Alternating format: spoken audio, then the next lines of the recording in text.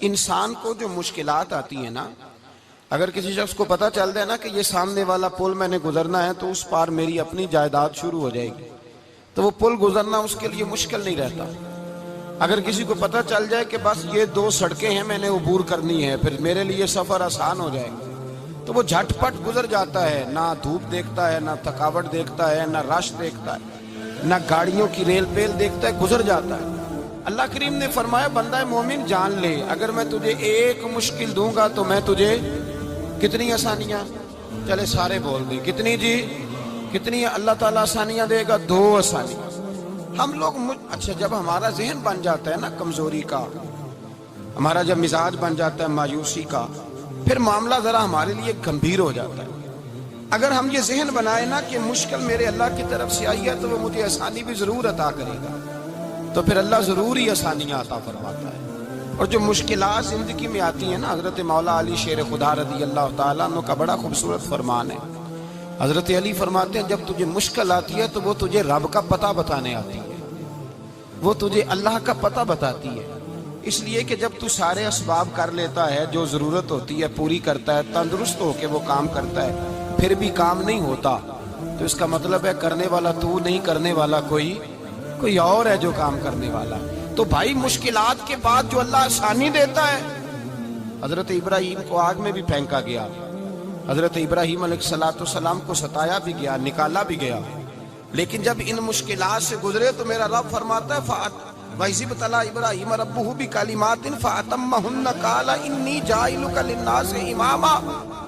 کہا جب ابراہیم پورے اترے تو پھر ہم نے انہیں امام بنا دیا۔ یا اللہ کس طرح کی امامت دی؟ فرمایا میں نے اتنی اعلیٰ شان عطا کی ہے کہ اپنے لاڈلے رسول کو جناب ابراہیم کی نسل میں پیدا فرما دیا ہے، میں نے مصطفیٰ کو ان کی نسل میں پیدا کر دیا، قیامت تک کے لیے ان کا وقار بڑھا دیا۔ اللہم صلی علی محمد وعلی آل محمد کما صلیت علی ابراہیم وعلی آل ابراہیم، ان کی عظمت بڑھا دی، اس لیے کہ جب وہ آزمائش سے گزر کر کے آئے پھر جو آسانی دی۔ میرے نبی پاک صلی اللہ علیہ وسلم نے دین ابراہیمی کی بہت ساری چیزوں کو رکھا، کہا میں ملت ابراہیمی پہ ہوں۔ جب کوئی مشکلات کو عبور کر کے آتا ہے، جب کوئی تکلیفیں سہ کر کے آتا ہے، اس کے لیے جو اجر ہوتا ہے، اس کے لیے جو پھر اللہ کتنی ذرا بڑی توجہ کیجئے گا۔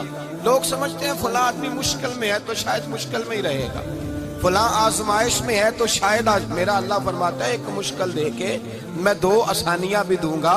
تم مشکل دیکھ رہے ہو، مشکل نہ دیکھو، وہ جو اس کو بعد میں آسانی آنے والی ہے، اور ڈبل جو میں اس پر نعمت کرنے والا ہوں اس کو دیکھو۔ حضرت یوسف کو بھائیوں نے کنویں میں ڈال دیا تھا، اور جب کنویں سے نکلے تو مصر کے بازاروں میں بکے، اور پھر زلیخا نے الزام لگایا تو حالات بگڑ گئے، حضرت یوسف کو جیل جانا پڑا۔ اتنی کٹھن زندگی تھی، لیکن میرے مالک کو کچھ اور ہی منظور تھا۔ کنویں میں گرنے والے، بازار میں بکنے والے، جیل میں جانے والے، الزام لینے والے جناب یوسف کو رب کریم نے اسی مصر کا بادشاہ بنا دیا، اللہ پاک نے اسی مصر کا حکمران بنا دیا۔ یاری تیری سونا پر ازمیشاں تیریاں اگ، اے سونا پرکھیا جامدائی پہلو نال اگاں دے لگ، اس کے لیے تھوڑا سا جتن کرنا پڑتا، تھوڑے کٹھن حالات سے گزرنا پڑتا، تھوڑی آزمائشوں کا روپ دیکھنا پڑتا۔ ہم چاہتے ہیں کہ ہمیں چھیڑے کوئی نہ کوئی تکلیف نہ آئے، کوئی آزمائش، یہ ہو نہیں سکتا میرے بھائی، نامی کوئی بغیر مشقت نہیں ہوا، 100 بار جب عقیق کٹا تب جا کر نگی ہوا۔ ہم چاہتے ہیں کہ ہمیں کچھ بھی دقت نہ آئے، مشکلات نہ آئے، اور مشکلات تو انسان کو سنوارتی ہیں بھائی، وہ تو نکھارتی ہیں۔ کبھی پوچھا کرو جا کر کے کسی گندم کے دانے سے کہ تو کہاں سے ہو کے آیا ہے، کہاں سے نکل کے آیا ہے، تو وہ بتلائے گا کہ بڑے مشکل مراحل سے گزرا ہوں، اور پھر اللہ نے مجھے طاقت دی ہے کہ میں انسان کے وجود کا حصہ بناؤں۔ تو بھائی کٹھن مراحل، آزمائشیں، تکلیفیں، یہ انسان کو بڑا انسان بنا دیتی، یہ اس کے لیے ترقیوں کا پیش خیمہ ہوتی۔ ہمارے جوان پریشان ہو جاتے ہیں، عورتیں خاص کر کے اس بات پہ توجہ کرے، وہ بڑی جلدی غم لے جاتی ہیں، وہ کہتی ہیں جانے میرا کچھ ہوگا ہی نہیں، جانے میرا کچھ ہو ہی نہیں سکتا۔ میرے بھائی درجنوں اور بیسیوں لوگ ایسے ہیں جن کی اولادیں نہیں تھی، لیکن نام ان کا ان سے بھی زیادہ ہے جو بڑے بڑے صاحب اولاد ہیں۔ حضرت خواجہ معین الدین اجمیری کو جانتے ہیں آپ لوگ؟ نہیں، جو جانتے ہیں وہ بولیں۔ جانتے ہیں جی؟ लो जी काफी सारे जानते हैं, थोड़े जे रह गए। जानते हैं ना ख्वाजा साहब को? उनके किसी बेटे को जानते हो? नहीं जानते, नहीं जानते, नहीं जानते आप उनके बेटे को। हजरत ख्वाजा मोइनुद्दीन अजमेरी रहमतुल्लाह ताला अलैह के बेटे को नहीं जानते, लेकिन वैसे आप हिंदुस्तान में किसी आदमी को छेड़ के देखे, वो कहेगा मैं ख्वाजा साहब का रवानी बेटा हूं। मेरे भाई, यहाँ लोग परेशान हो जाते हैं कि औलाद होगी तो ये होगा, फलां होगा तो ये होगा। भाई ऐसी कोई बात नहीं। मेरे पास पैसे होते तो मेरा अब्बा बीमारी से फौत ना होता। जो मालदार होते हैं तो क्या वो बच जाते हैं? हजरत इजराइल उन्हें छोड़ जाते हैं? ओ खुदा के बंदे, तू कैसी बात कर रहा है? याद रख, ये जो आजमाइशें होती हैं, ये जो तकलीफें होती हैं, ये जो थोड़े से मुश्किल हालात होते हैं। हजरत यूनुस अलैहिस्सलाम की दोस्ती होगी हजरत जिब्रील अमीन से, तो जनाब जिब्रील मिलने आए। हजरत यूनुस अलैहिस्सलाम फरमाने लगे, जिब्रील मेरा दिल करता है मुझे उस बंदे की मुलाकात करा जो अल्लाह का सबसे ज्यादा इबादत गुजार बंदा है। हजरत जिब्रील अमीन ले गए दूर दूर फलस्तीन के इलाके में, और ले जाकर एक बंदे से मुलाकात कराई जिसकी दोनों आंखें भी कोई नहीं थी, दोनों बाजू भी कोई नहीं, दोनों पैर भी कोई नहीं, और उस बंदे की जुबान पर लफ्ज बड़ा क्या जारी थे, या अल्लाह तेरा शुक्र है, या अल्लाह तेरा, बोल के कहिए, या अल्लाह तेरा, ऐ अल्लाह तेरा शुक्र है। शुक्र शुक्र कर रहा था। हजरत जनाब सैयदना यूनुस अलैहिस्सलाम कहने लगे, मैंने तुझे इबादत गुजार को मिलाने को कहा था, तू कहां ले आया? हजरत जिब्रील कहने लगे, या यूनुस, ये हर चीज जाने के बावजूद अपने रब की रिदा पे राजी है।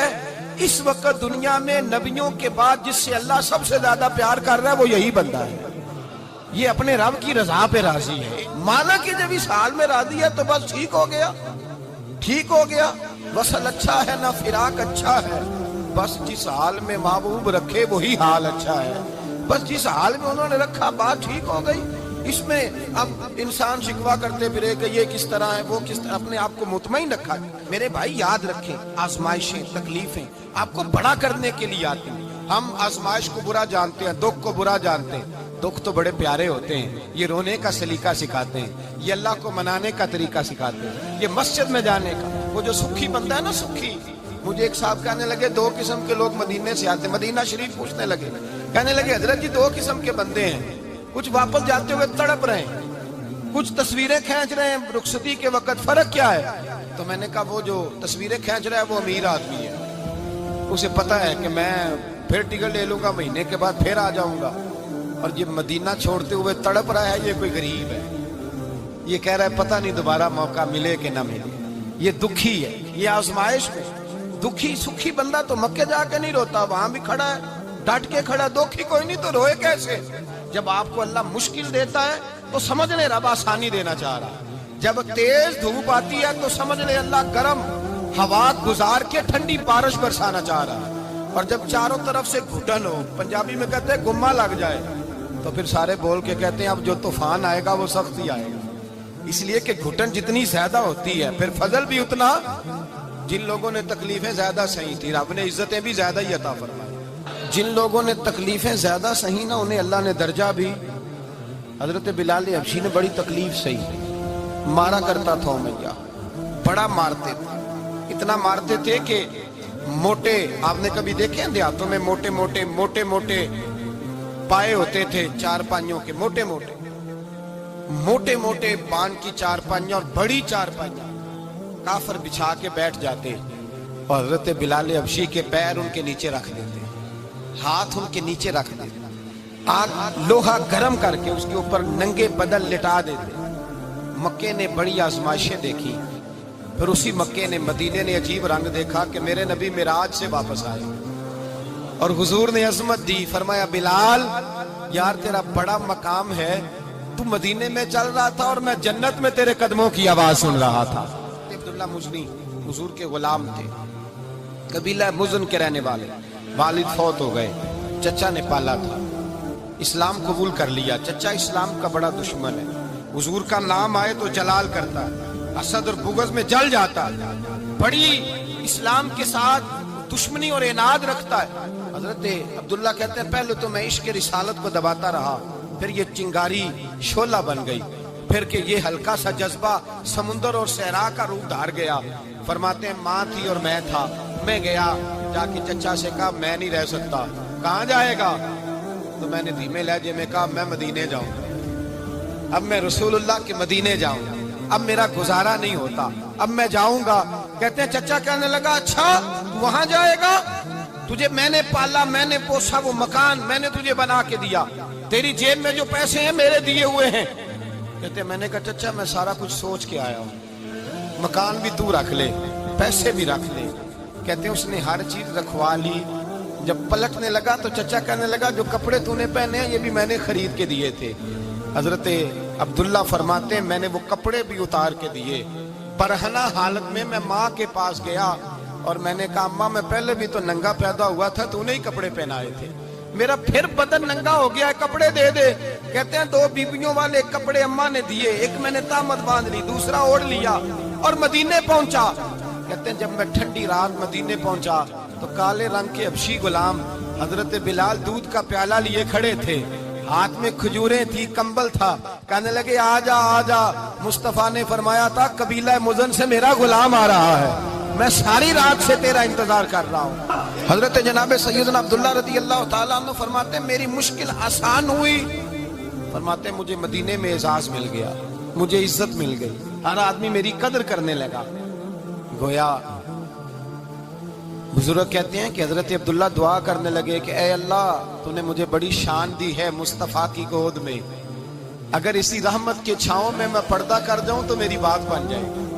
حضرت عبداللہ کا وصال بھی رسول اللہ کی گود میں ہی ہو گیا، گود میں، نہ کوئی رشتہ دار، نہ کوئی تعلق دار، نہ کوئی ہمسایا اپنا، نہ کوئی چچا، نہ کوئی ماموں، شہر میں تنہا اسی کسے دے کچھ نہیں جے لگ دے تے نہ کوئی ساڈا دردی، تنہائی۔ جنازہ اٹھا تو اٹھانے والے کون؟ ابو بکر صدیق، فاروق اعظم، عثمان غنی، مولا علی، حسنین کریمین جنازے میں شامل۔ میرے رسول پاک صلی اللہ علیہ وسلم نے جنازہ پڑھایا، دیکھو مشکل کاٹی تھی تو آسانی کا رنگ دیکھو، آسانی کا انداز دیکھو۔ حضرت سیدنا ابو دردہ رضی اللہ تعالیٰ عنہ ارشاد فرماتے ہیں مدینے میں رواج تھا کہ جب قبر میں اتارنے لگتے تھے تو قریبی رشتہ دار اتارا کرتے تھے، اور عبداللہ کا تو رشتہ دار ہی کوئی نہیں تھا مدینے میں، کون اتارے؟ فرمایا جب قبر میں اترنے لگے تو حضرت ابو بکر صدیق اور حضرت عمر فاروق اتر گئے کہ ہم قبر میں اتارتے ہیں۔ رسول اللہ نے فرمایا تم باہر نکلو، تم کیوں قبر میں گئے ہو، باہر آؤ۔ کہتے ہم باہر آئے تو اللہ کے رسول اندر گئے، فرمایا کون کہتا ہے اس کا کوئی نہیں، میں جو موجود ہوں، کون کہتا ہے کوئی نہیں؟ فرمایا رکھو میرے ہاتھوں پہ۔ کہتے ہیں حضور کے دست مبارک پہ رکھا اور باہر کھڑے ہم رشک کرنے لگے کہ واہ اللہ تیرا آسانی دینے کا رنگ، آسانی۔ اس نے مشکل برداشت کی تو رب نے مصطفیٰ کے قدموں میں آسانیاں عطا فرمائی، پسے اور حضور نے قبر میں رکھا، نبی پاک نے۔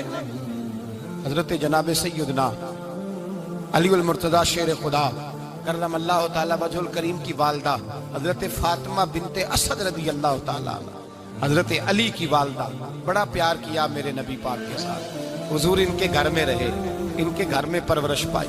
حضرت علی کہتے ہیں میری اماں پہلے رسول اللہ کا خیال رکھتی، غربتوں کے زمانے میں نبی پاک کا ساتھ دیا، مکہ مخالفت کرتا تو جناب فاطمہ حضور کا خیال رکھتی، فاطمہ بنت اسد، بڑا پیار کیا، بڑی محبت کی مولا علی کی والدہ نے، ہر دکھ ہر تکلیف کاٹی، لیکن رسول کائنات صلی اللہ تعالی علیہ وسلم کا ساتھ نہ چھوڑا۔ اور یہاں تک روایات میں ملتا ہے کہ جناب فاطمہ الزہرا جب بیعہ کے ان کے گھر گئی تو باہر سے سودا لا کے دیتی، حضرت فاطمہ سے بڑا پیار کرتی، بڑی محبت، مشکلات میں ساتھ دیا۔ جب وصال ہوا تو فرماتے کوہرام مچ گیا مدینے میں، لوگ منتیں کرتے تھے کہ حضور کا ایک بال مل جائے تو قبر میں بخشش کا سامان ہو جائے گا۔ رسول پاک نے فرمایا جب جناب علی کی والدہ کو غسل دے لو تو کفن پہنانے سے پہلے میرے پاس آنا۔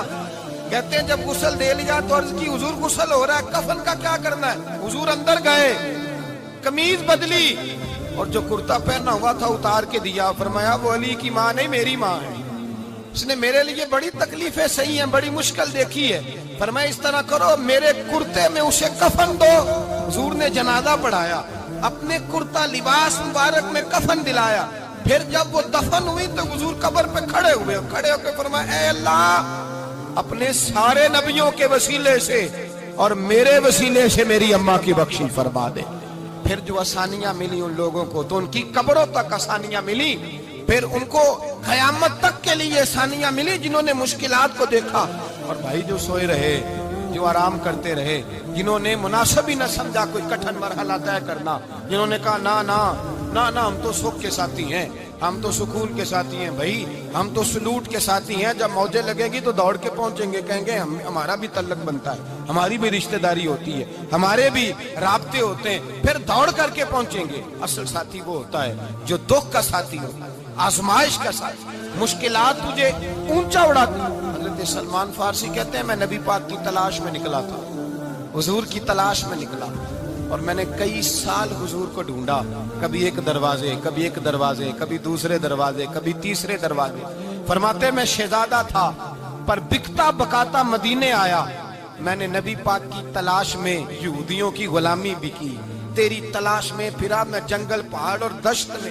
فرماتے ہیں بڑی تکلیف کاٹی، بڑی آزمائش دیکھی، لیکن اس دن مجھے سارے دکھ بھول گئے، اس دن میری ساری تکلیفیں آسانیوں میں بدل گئی، جس دن میرے نبی نے میرا بازو تھام کے کہا سلمان منا اہل البیت، فرمایا سلمان کو تو میں نے اپنی اہل بیت میں شامل کر لیا ہے۔